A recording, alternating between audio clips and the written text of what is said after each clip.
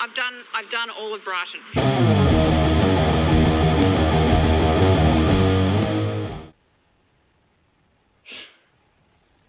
What the fuck did I just watch? Hello there, you loose units, and welcome back to another Spicy Boy Reviews episode. I'm, of course, your host, Andrew Iles, as always. Hope you've been well, hope you've been pulling your heads in and looking after each other.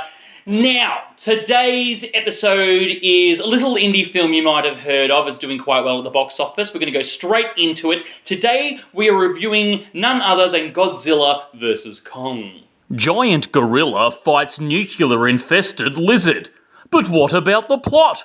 Alright, fuck it. I guess we should have one. Kong takes a journey to find his home. Yeah, that'll pad out the runtime. Perfect. He can also apparently sign language with a little girl because... reasons. All the while, Godzilla has cracked the shits and starts destroying nuclear plants or some bullshit. The human characters? Who gives a shit? Let's see some kaiju argy-bargy. Fight Night. Freddy vs. Jason. Alien vs. Predator. Batman v Superman. Captain America Civil War. Now, Godzilla vs. Kong.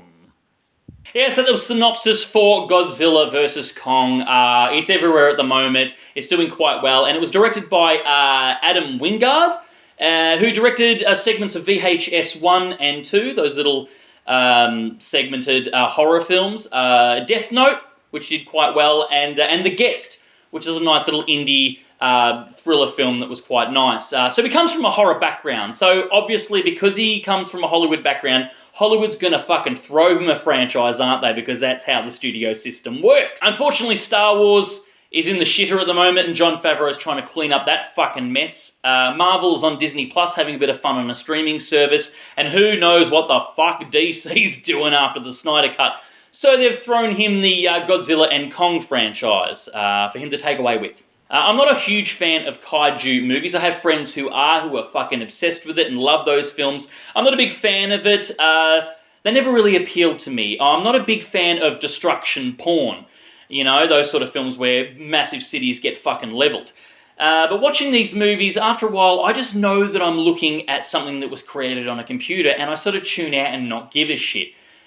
Again, that's no diss on the movie, because this one's doing quite well, and all those fucking movies do quite well. But I just feel like, you know, I'm watching just a really well-rendered Pixar movie. They insert human characters because our lead is a giant fucking gorilla. I mean, who else is going to give us exposition? We have Eleven popping up from Stranger Things. She's coming back from Godzilla 2. She was in the previous film. We have, I believe his name is Brian Tyree Henry, who's a bit of a comic relief in this. I last reviewed a movie he was in, Super Intelligence, and he was annoying as fuck in that. And we're getting more of the same here. He's playing a sort of pseudo Alex Jones character. He's, has conspiracy theory podcasts. So he's working for a corporation and, giving up all their secrets on the internet. But the big company can't figure out who's doing it. Really? He's got the most annoying fucking voice, and he's very easy to pick. But for God, no, they're chasing their tails. They can't find out who it is. But the two kids in the movie, they can find him in one fucking day, apparently. It's easy for them. Rebecca Hall stars in it. She's in things, and she's usually pretty good in stuff. And, yeah, she's in it. Julian Dennison, who's always hilarious in most stuff that he pops up in here. And he doesn't have much to do in this film, which is a bit of a shame, because he's always usually charismatic and very funny. But he's just there. Alexander Skarsgård is our nerdy scientist in this, and he's, I believe, the oldest of 200 children from the Skarsgård family. That's right. Maybe, Stellan, maybe pull out every once in a fucking while. You've got a lot of bloody kids. Now, no one is seeing these films for the human characters. Let's be fucking blatantly obvious here. Let's be real. But they at least try to introduce some of these characters, the aforementioned actors. They try and give them some sort of characterization, I guess, but it's pretty shallow. It's almost like they were written with the blueprint of a Roland Emmerich screenwriter character development program. So, cliches. But who cares about those motherfuckers, okay? Our lead here is Kong, and none other than Kong. That's right, I know it's Godzilla versus Kong, but Kong is our fucking lead here. I mean, Godzilla is around, he pops up every once in a while to blow shit up, but he's not in it a hell of a lot, so Godzilla fans, ye be warned. We spend the majority of the time with Kong. He is our lead here. Although this really does feel like a sequel to Godzilla 2. The only thing revisited from the Kong Skull Island film is a mention and a pop-up of the Skull Walkers, I believe they're called. There's sort of two-legged, long-tailed creatures in Skull Kong Island, which are pretty cool monster design. They're pretty rad, but I think that's the only thing that really carries over from the Kong film. Everything else is from Godzilla 2. And it made me think, actually, that what was the point of Kong Skull Island other than to show us, the audience, that Kong exists in this world? I mean, that's it. Nothing really carries over. In hindsight, looking back, there's no real point to the film Kong Skull Island, really. You know, that film is pretty much what a studio usually does. They chucked $566.7 million into a film that could have been explained with a fucking photograph in another Godzilla film. I don't know, but yeah, it's kind of a no-point film because no one carries over from that film. It's all from Godzilla 2. Yeah, there was no real point for that movie. $566.7 million film to go, here's Kong, he exists, and he's going to fight a big fucking lizard down the track. Don't get attached to the studio contractually obligated actors from Marvel or Disney in this Kong Skull Island film, because they're not going to be in the fucking sequel. But dare I say, I actually did enjoy Kong Skull Island more than I enjoyed any of the previous Godzilla films, or at least the Hollywood version of Godzilla films, what this franchise is. Yeah, I thought Kong Skull Island was a bit of alright. Now, this is the fourth film in this Hollywood franchise, and yet again, it's another introduction film, okay? I mean, it's the fourth one, and all four of them were introducing us to characters and the beasts and shit like that, and not much carrying over. This one's yet again another introduction film. We're introduced to all these new characters. I think only two from the previous Godzilla film fucking carry over, being Eleven and her dad. That's it. But, yeah, this is an introduction film. We've got all these new characters. We've got Science Lady, we've got Science Man, and the little girl who can sign language with Kong, and Evil Corporation. It's all new characters and all new character developments where we can go to the center of the earth or some fucking shit. It's just another introduction film. And as I said before, Kong can sign language with a little deaf girl from Skull Island. I mean, how long did that take? Honestly, I know I'm probably looking too much into it, but the way I understand language, if you learn any kind of language, whether it be foreign or sign language, you have to understand words, I'm guessing. How the fucking Kong understand words? I don't know. I don't know how long that took. Again, I'm probably reading too much into it. It's a fucking giant lizard fighting a gorilla movie. No one really is probably looking into that or even gives a shit, but that just sort of took me out of it a little bit. It's like, how long did Kong learn sign language? How long did it take? What the fuck? Like, but again, I'm thinking too much into it of gorilla sign language. You know, a movie that probably explains that better is probably Congo, or just listen to the Joe Rogan podcast. He goes on about gorillas all the fucking time. As I said, we spend a lot of time with Kong here. Kong is our good boy, and Godzilla is our misunderstood boy. And we're meant to sympathize with Kong in this. That's why the whole sign language thing with the little girl, he's the good guy, and Godzilla's blowing shit up, so he's possibly our bad guy. So that's probably why they did the sign language thing. Soundtrack was interesting. It was a mixture of orchestral and synth.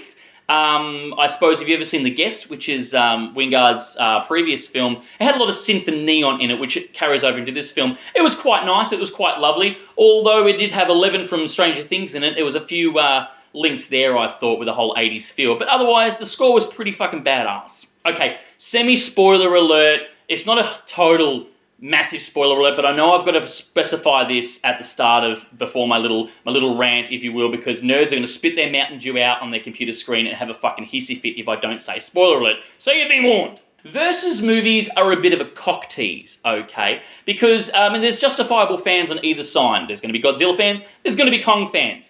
But after a bit of biffo on screen, you know they're going to fucking eventually team up, because we've got two big Titan leads here, okay? Again, they're going to have a little bit of biffo, and there's going to be a common enemy that they have to overthrow, then they have mutual respect for each other, blah, blah, blah, blah. You know the fucking score. Now here, our true bad guy is Mexican Brian Cox, okay? He's like an Elon Musk type of character. He's a billionaire, money's evil, all that sort of jazz. And he's built a Dinobot for Godzilla and Kong to eventually fight. Or accurately named Mecha Godzilla. Now, obviously, when this rains havoc on Hong Kong. The two organic fuckers have to defeat this Transformer. Now, look, I'm sure the Mechagodzilla is from previous canon. I suppose it's massive fan service. I don't know, nor do I give a shit. But I knew that there was going to be a MacGuffin of some sort for these two titans to team up and fucking defeat. And here we are with Mechagodzilla. Anyway, this movie's doing really well. Okay, it's making a buttload in the box office. It's doing really well on streaming service. And I'm not overly surprised. I'll be honest with you. I mean, people love this destruction porn shit. They absolutely froth it. I'm not a big fan of it, but I know there's a fan base for it, and, I somewhat respect that. It's getting bums on seats, and people are excited to see a movie, whatever that may be, so that's a fucking good thing. Okay, it's not for me. I don't follow these kaiju movies, but these are the Hollywood version of these characters, okay? I have friends who are deeply rooted in the fan base of the Japanese versions of stuff, of these sort of films, which is a lot of people talking in boardrooms and stuff, and then just having a little snippet of Godzilla. I suppose very much like the first Hollywood Godzilla film in this franchise. Not the fucking Roland Emmerich one, God no. But, the one that had a Scarlet Witch and fucking, what's his name, Quicksilver in it. But yeah, here they're doing the bash, they're doing the monster mash, and it is a city smash. And it's going to be a box office smash by the look of it. Anyway, guys, I guess that's a review of Godzilla vs. Kong. Again, you're going to see, if you like it, you're going to fucking see it. If you don't like it, who gives a shit? Watch the Snyder Cut again. Who knows? But yeah, that's my little review of it. If you like Smashy Smash, everything's made on a computer screen and fucking put in a big screen, then you're going to love this film. But yeah, there you go. That was Godzilla vs. Kong. Thank you for watching. What is your favourite kaiju movie or character? Write down below. Or what's your favourite interpretation of Kong or Godzilla, whether they were on screen together or in a separate film? Also, give this episode a like if you could, and please, please, please subscribe if you could. I would super appreciate it, because your love and support really helps this channel and makes me feel all warm and fuzzy inside. Anyway, guys, that's all from me. I'm Andrew Iles. Thanks for watching Spicy Boy Reviews, and as always, stay spooky, kids.